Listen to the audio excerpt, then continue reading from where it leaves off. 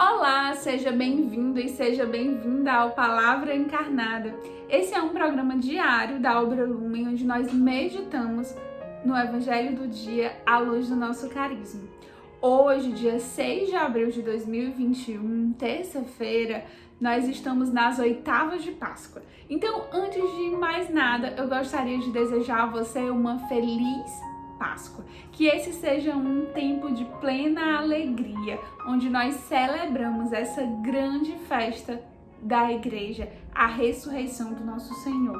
Eu sei que esse não tem sido um tempo fácil para ninguém e que para muitas pessoas tem sido de fato uma noite escura, um tempo de dor, um tempo de luto, um tempo de angústia, um tempo de espera, mas o convite do Senhor é para que nós nos alegremos nele. Não se trata de uma alegria superficial, mas de uma profunda e verdadeira alegria. Imagine, meu irmão, como seria passar por esse tempo e por toda essa dificuldade se Cristo não tivesse ressuscitado, não tivesse nos anunciado sobre a eternidade, aberto as portas do céu para nós, nos dado a possibilidade da vida eterna. O quanto nós seríamos tristes se só nos restasse essa realidade finita, que acaba, que tem um fim. Mas Deus nos anunciou a vida eterna por meio da redenção, da morte e da ressurreição de seu Filho Jesus. E nós somos muito gratos por isso a nossa felicidade, mesmo em meio à dor, mesmo em meio a essa situação. E o Evangelho de hoje vem nos falar de ressurreição. Então vamos afirmar que nós estamos reunidos em nome do Pai, do Filho, do Espírito Santo e fazermos a leitura do Santo Evangelho que hoje está em São João, capítulo 20, versículos de 11 a 18. Naquele tempo, Maria estava do lado de fora do túmulo chorando. Enquanto chorava, inclinou-se e olhou para dentro do túmulo. Viu então 2 anjos vestidos de branco, sentados onde tinha sido posto o corpo de Jesus, uma à cabeceira e outro aos pés. Os anjos perguntaram: Mulher, por que choras? Ela respondeu: Levaram o meu Senhor e não sei onde o colocaram. Tendo dito isto, Maria voltou-se para trás e viu Jesus de pé, mas não sabia que era Jesus. Jesus perguntou-lhe: Mulher, por que choras? A quem procuras? Pensando que era o jardineiro, Maria disse: Senhor, se foste tu que o levaste, dize-me onde o colocaste e eu irei buscar. Então Jesus disse: Maria. Ela voltou-se e exclamou em hebraico: Rabuni, que quer dizer mestre.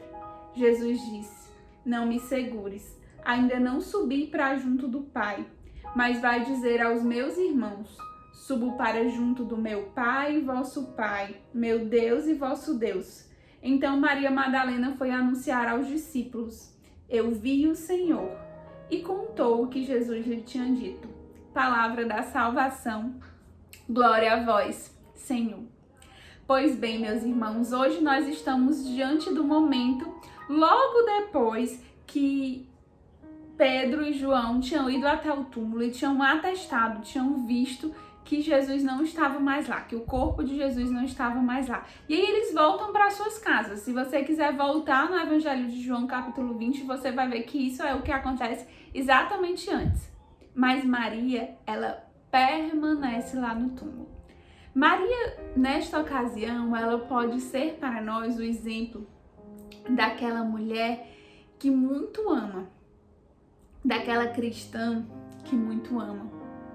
Diante da dor, que ela sentia, ela não arredou o pé.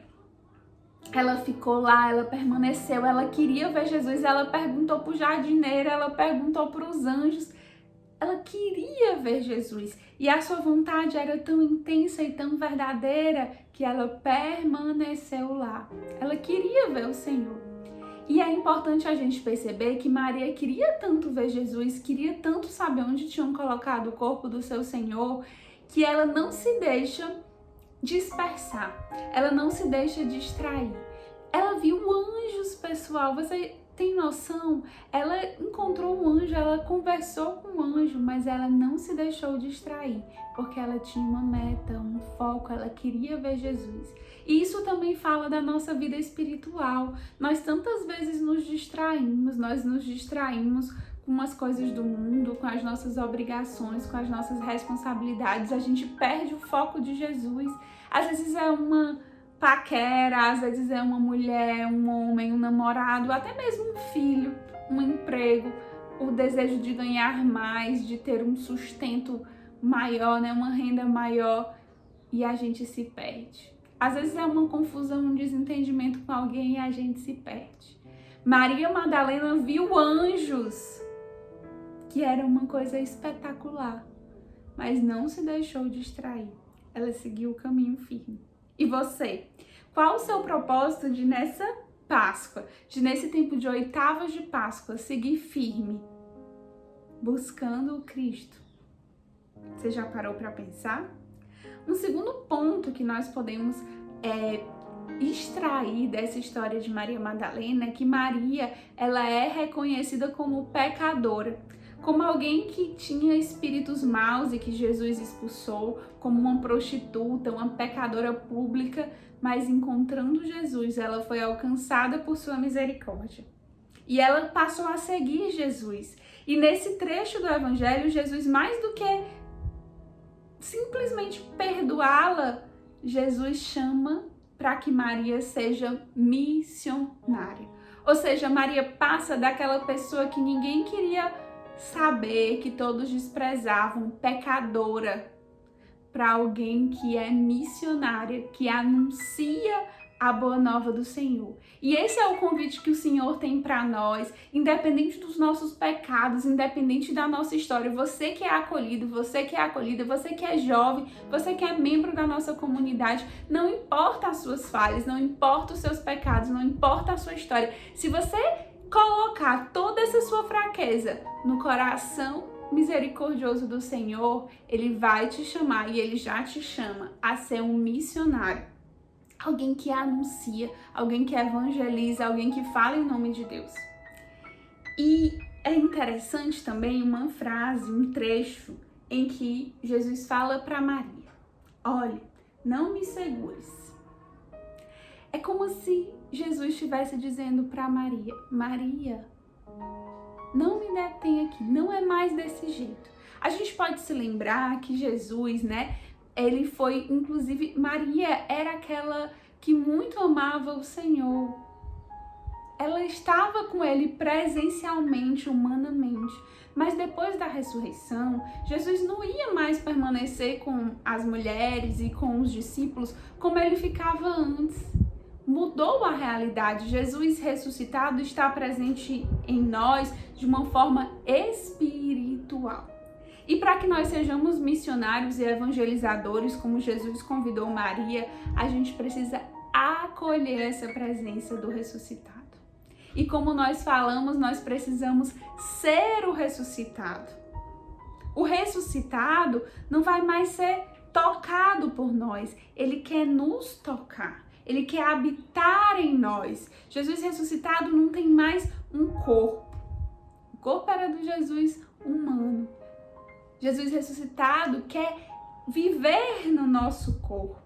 Por isso nós precisamos nos assemelhar com o ressuscitado, para que a gente possa anunciar essa boa nova, para que a nossa vida, por mais que a gente não tenha palavras bonitas, por mais que a gente tenha muitas fraquezas, por mais que a gente tenha uma história suja, se nós formos o ressuscitado, ele será manifesto através da nossa vida e nós seremos verdadeiros discípulos e missionários.